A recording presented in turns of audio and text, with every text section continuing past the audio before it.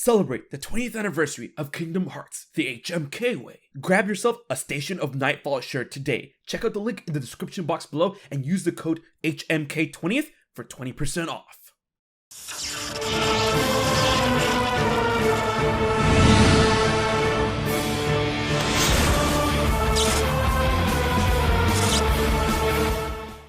What is up, Kingdom Hearts faithful? The hype train for Kingdom Hearts 4 does not stop. Earlier this week, around the release of the Kingdom Hearts 4 trailer, we got some details about the long-awaited sequel and the first game of the Lost Master arc. However, we are getting a big, in-depth interview of Nomura conducted by Famitsu when addressing Kingdom Hearts 4. The full interview is going to be out the 28th of April, but we got a good portion of the interview that has a ton of awesome details as simply a taste for what's coming. Big thanks to Famitsu for doing God's work, and big thanks to Audrey for providing some of the best translations out there. Along with this, we have a blog post of Kingdom Hearts 4 directly from Square Enix, so we have a good amount to cover. Be sure to like, share, and most importantly, subscribe to HMK for more Kingdom Hearts videos every week. Let's dive directly into the darkness.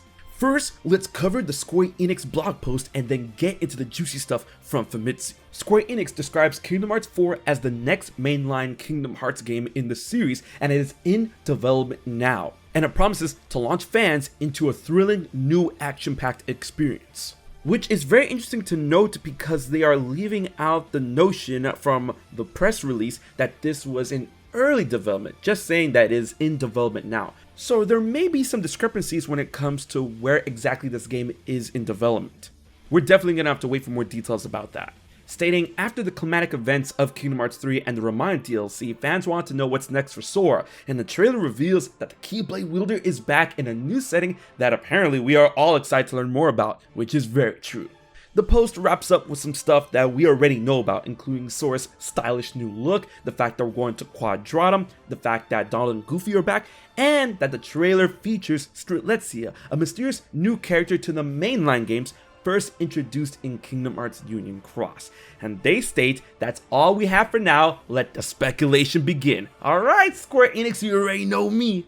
But now we get into the juicy stuff from Famitsu. There's a lot here. When asking Nomura about the Shibuya Hikari building, which was the site for the Kingdom Hearts 20th anniversary event and is also in the Kingdom Hearts 4 trailer, Nomura states that he wanted to hold the event at this location if possible, that Shibuya has a lot of easy recognizable landmarks, and in a game that reflects our real world, he thought it would add a touch of realism to have the area be recognizable, which I thought was really neat. Now this next one is a big deal. When it comes to the world of Quadratum and Shibuya being in Quadratum, he is asked about The World Ends With You, in which the game's characters made a cameo appearance in Dream Drop Distance. They are also from Shibuya. Does that mean we'll be able to see them here in Kingdom Hearts 4? Nomura states that strictly speaking, the Shibuya from The World Ends With You is a separate world from Quadratum, and that apparently there are fans that believe that Quadratum could be related to such games as The World Ends With You, Neo The World Ends With You, and even Stranger of Paradise Final Fantasy Origins. But no, there is no connection. Which does go in line with what he said before about Shibuya in Quadratum is different from Shibuya in The World Ends With You. In my opinion, that doesn't mean they still can't show up, it's just not their Shibuya. Now there's a funny piece of confirmation. The room where Sora wakes up is also in Shibuya. Nomura says yes, the exact location would be South Aoyama, which fans have been able to figure out before this came out. And according to our friends over in Japan, that area is quite the bougie area. Nomura states while the room is a bit empty, the interior design will undergo some changes and additions. The room itself will serve as a base of sorts in the early parts of the game, which sounds really exciting. But what's also super exciting is the perspective of the theme for Kingdom Hearts 4, which deals with the contrast between what is reality and what is unreality, what is real and what is fiction. Because relating from the trailer in which Strelitzia tells Sora that even though that this world, Quadratum, is full of life, it is sort of an afterlife for Sora and Strelitzia.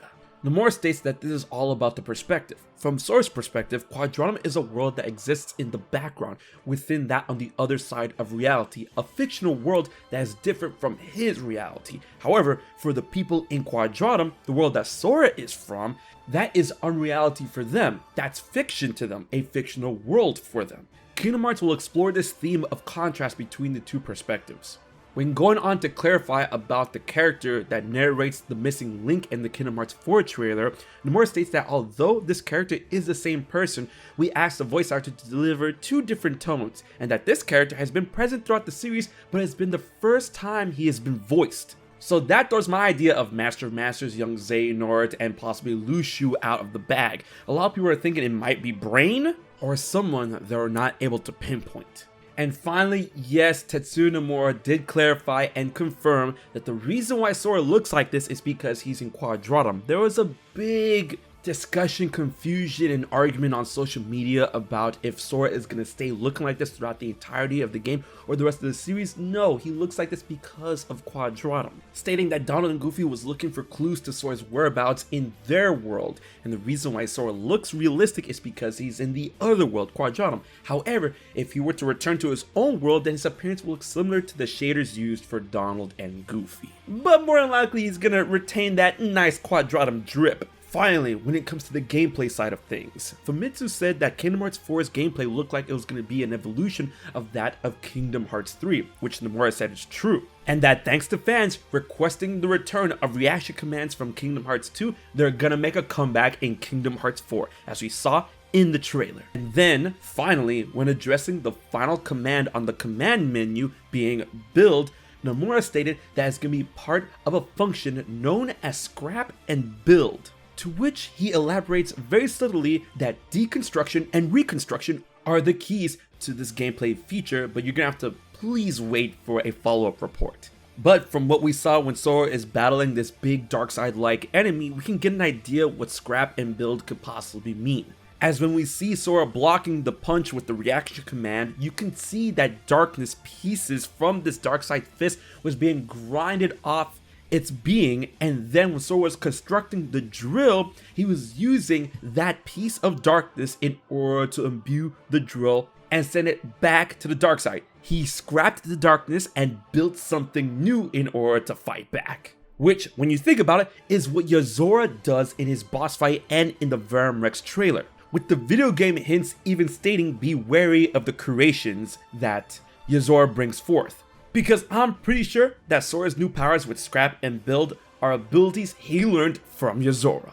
And there we have it, more juicy details for Kingdom Hearts 4 from Nomura and Famitsu. The full interview is going to be out on the 28th, and I cannot wait for more awesome news. If you want to keep up with all the Kingdom Hearts 4 content I'm putting out, be sure to like, share, and most importantly, comment and subscribe to HMK. Big thanks to my Patreon supporters for helping making this video and channel happen. If you want to find out how you can support HMK for just $1 a month, check it out in the description box below and grab some merch over at my shop at Fort Wall. Alright guys, until next video, this has been HMK and I'll check you guys later. So you haven't subscribed to HMK yet? Don't piss Xemnas off.